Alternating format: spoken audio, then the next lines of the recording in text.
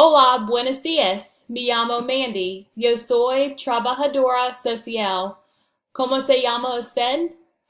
Es un placer conocerte. Mi nombre es Maya. ¿De dónde es usted? Soy de Carolina del Norte. ¿Entiende inglés? Entiendo un poco de inglés.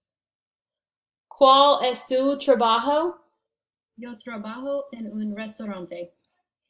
¿A qué hora sales el trabajo por la mañana? Me voy a trabajar a las 10 de la mañana. Duermo bien?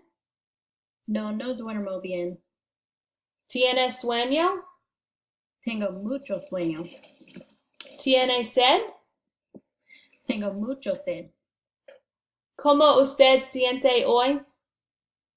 Tengo dolor crónico en mi brazo. Estoy muy preocupado. Los doctores en la clínica son muy capaces. ¿Hay doctores bilingües en la clínica? Hay dos doctores bilingües en la clínica. ¿Conoce el doctor Olivera?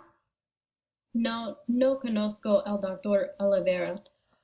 Doctor Olivera es muy simpático.